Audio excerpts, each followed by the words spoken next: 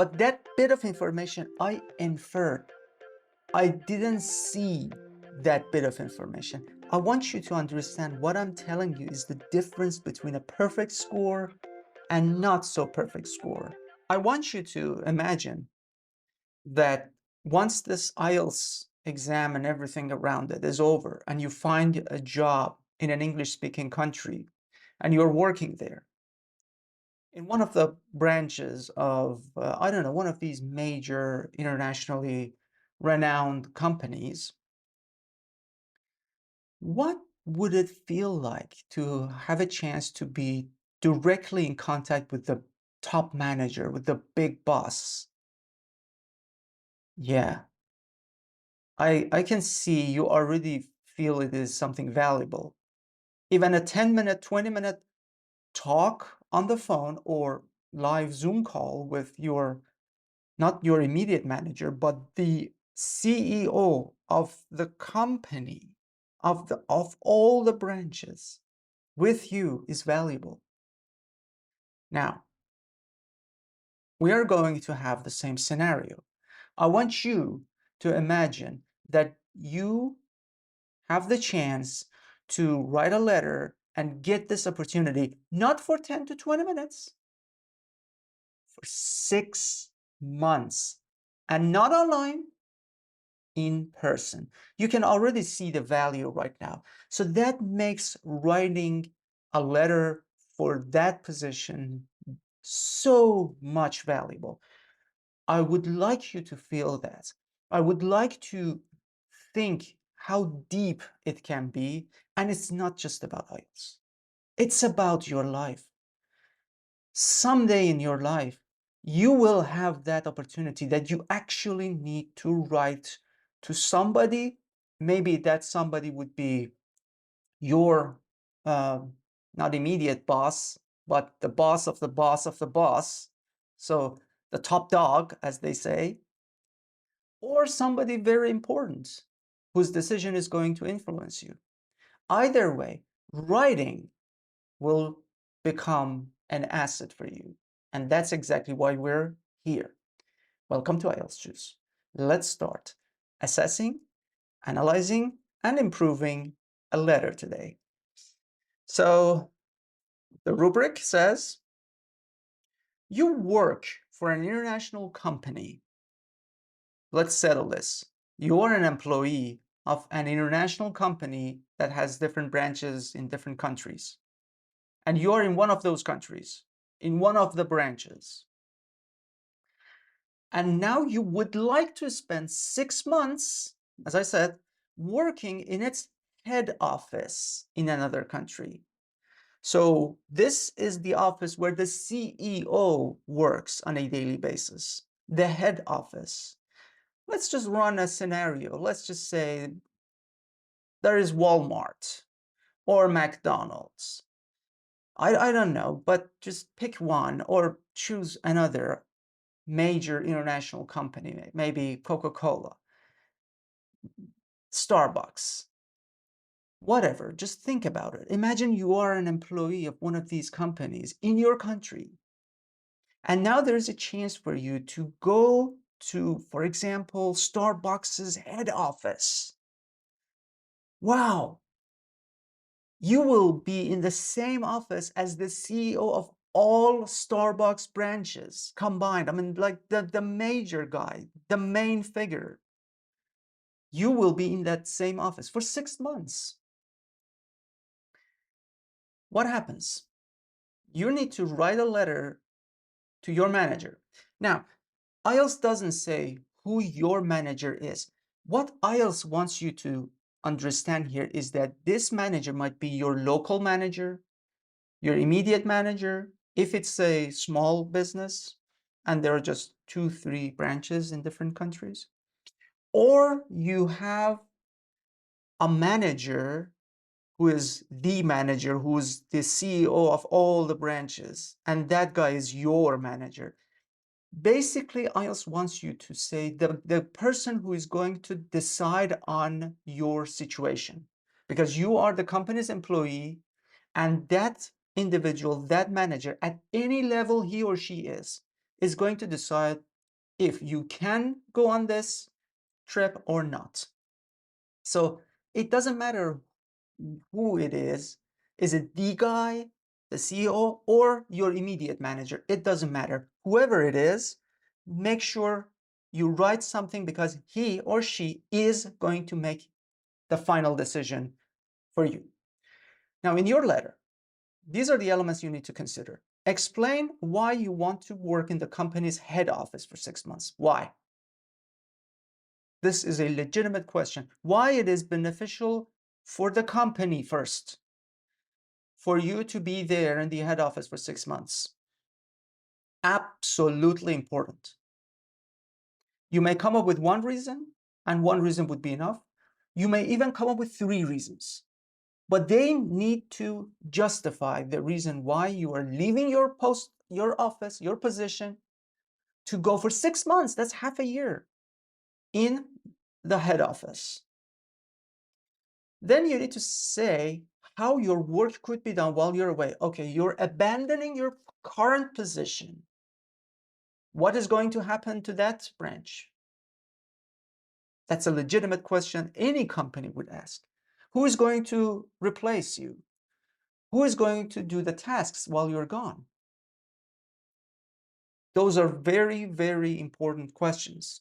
You need to ask. Again, you already need to show that you have thought about these ideas before, and now you're going to bring them forward, and you are going to say, hey, my dear manager, I have thought about these things before. Don't worry. Either this will happen or that will happen. Either my intern will take over, my assistant will take over. I will be handling tasks more even online or remotely, or I am going to work twice as hard now and twice as hard once I'm back to compensate for anything that I may have missed during the 6 months. Whatever strategy or policy it is, just make sure it's convincing and it shows that you have thought about it. And finally, ask for his or her help, that's the manager's help, in arranging it. Okay. And once that's over, it's inside the company, you are going from one branch to another. So the obvious proposal would be that the company is going to compensate for the trip, for the accommodation, for your food. Well, the company needs to arrange it. The date, the company is going to buy the tickets. The company is going to invite you over because you're going from one country to another. You need to apply for a visa. The company needs to write a letter of invitation to the embassy. Maybe these are scenarios that you need to start thinking about. On those thought-provoking ideas, let's read the candidate's response. Dear Mr. Johnson, that's very formal. We know this is a formal letter, and you're writing to your manager. The manager, once the manager finishes reading this letter, is going to come up with a verdict, whether to send you on that trip or not. Or maybe it's the CEO, whether to invite you over or not. I am writing to request that you relocate me, to the headquarters in London from 1st of April for a 6-month period. That's a good use of hyphen. Okay. London is a good place. Very good, very expensive though. Okay. Allow me to elaborate on the reason behind this request. Okay. Standard, very, very standard, very formal, good practice. It's not the most effective one, but still, good sentence. How I am proposing to handle my current responsibilities and the support I require from your side in this regard. That's a beautiful sequence of events. This clarifies the framework of the letter. I know that there are 3 elements to this letter. First, the reason. Second, the proposal to how this is going to happen with my current position. And the third one, how the company needs to make arrangements on their side for my trip. This is a perfect layout for the beginning of this letter. I mean, there is no doubt in my head right now what I'm going to read in the following paragraphs. The primary reason, it's a good word, is that I was recently informed by the Human Resources Division. Division is a very good word, genre specific. It's about companies. This is good. About a full-fledged training program on online sales management that will be held at headquarters during the mentioned period. I see. I see. So, yes, it's a training program. Okay, so the company took the initiative. So this time it makes things a lot easier now because the company has already thought about this and they know what is necessary and who is beneficial to go through the training, and you are nominating yourself to be on this trip. That's actually a very good move. You know how eager I am, bravo, to expand my knowledge and learn online sales concepts, especially with a comma before that, through social media marketing. I love it. So far, it's so straightforward, and I totally understand what the program is like. I'm happy with the sentences here. Thus, it would mean a lot to me if you could accept this request. It's a standard sentence. It doesn't give me that punch like, oh my gosh, yes, this individual is really needed for this position. It's just relatively a 6-month course on media marketing, and it's very, very focused on the individual well-being. When you say you know, it means your manager knows you personally. So it's not like you haven't seen the individual. For instance, if you are an employee for Starbucks, you probably haven't seen the CEO of Starbucks in person in your career life yet. But this means that you are writing to your local manager, to your branch manager, to your immediate manager, whoever that individual is. And that individual knows you personally and knows you when you say, you know how eager I am, because they know you in person. They are going to say, okay, I'm going to add your name for the course and send you to the headquarters. But that bit of information I inferred. I didn't see that bit of information. I want you to understand what I'm telling you is the difference between a perfect score and not so perfect score. So you can already understand the elements missing here, and they're not bad. I'm just telling you there are ways that you can add to the depth of this letter. The second body paragraph. During my leave, I can delegate is a very good word. It's the best fit for this context. I can delegate all my responsibilities to Mike, the intern we recruited 4 months ago. I would like to write all digits below 11 in full. So FOUR, preferably.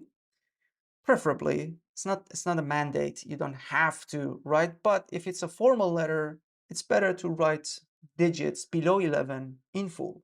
And this use of a comma to define who Mike is actually very good. He proved to be bright and competent enough. I mean, this is good. Good vocabulary, good structure. During his probation period. Probation is again a very good word, genre specific. Now is a great time to give him more responsibilities and evaluate him in real world situations. All right. In addition, I will guarantee to assist him remotely if he encounters any issues. Very good. I wish you could say how, like through our, I don't know, through Zoom calls on a daily basis, through Zoom calls on by, um, I don't know, bi-weekly sessions. If you can accept him as my delegate during my leave, I would really appreciate it if you wrote to Mr. Brown, the head of the HR training department, and approved my enrollment in this program. I love it. This is second conditional. I would really appreciate it if you wrote.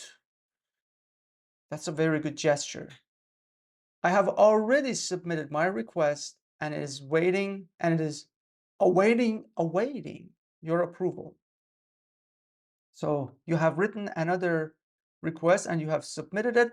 Maybe you could say that you may also find attached a copy of the request I had already submitted, just to make it a more realistic scenario.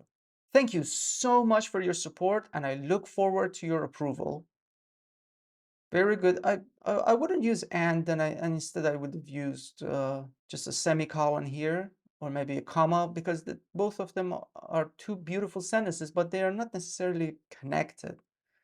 And I don't find the meaning in connecting. Thank you so much for your support. Okay, it's something that you have done so far. I look forward to your approval is something that you will do next. I don't get the connection when you say and, so these two could be two separate sentences. Best regards is also a safe valediction. 253 words. It should have been 150 words. 253 words.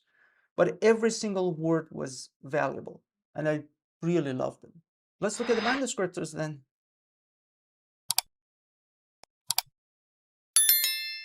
Okay, yeah, there you go. Let me start by saying that it was sequential. The connection between sentences, all of them were logical, except the very last one. The very last sentence had an and, which was not exactly necessary. And it made a one sentence paragraph, which is again not ideal. So that's the missing element. Everything else was beautiful. The other option for task achievement, I can say the details, clear, highlights, clear, could be more fully extended, absolutely. Could be more fully extended with more details, sure. But it did cover all requirements of the task. There was nothing missing. It was a very, very good, well-presented, well-argued letter. 7, not 9. There are elements above 7, but not all elements are above 7. So, I mean, I know it hurts because this actually deserves an 8, but we need to make sure for 8, you need to have a well-developed response, a little better than this. Lexical resource, I did not find many errors, actually, even occasional errors I did not find in vocabulary. Quite the opposite, I found some very good words, but in 253 words, the number of good vocabulary I found wasn't wide, but it was sufficient, of course. Grammar the same. I saw second conditional. I saw correct punctuation. I saw well-defined structures to give defining clauses. I love them. I love the structures, like especially how it was punctuated, and some lexical grammar. You know, some hyphenated compound adjectives that were correctly marked and punctuated. I loved all these little details and elements. We just needed maybe a little more variety. I think in one of my examples, I said, and I used maybe past perfect. So that would have helped. So a little more For a 9, you need to show that you have a wide range of grammatical structures and you can show how flexible you are in changing those grammar structures from one element to another. This essay is borderline 7, but in a good way, because with a little bit of effort, it can easily go to 7.5. With a little bit of effort. Just if we could add a couple of those sentences, if we could add maybe 4 or 5 more genre-specific words to this. I like the use of HR. I like the word recruitment, delegation. These are good words. All in all, I really enjoyed reading this. If you would like to subscribe here, down there, and as always, I hope I'll be assessing your essay, letter, or report next time. Take care.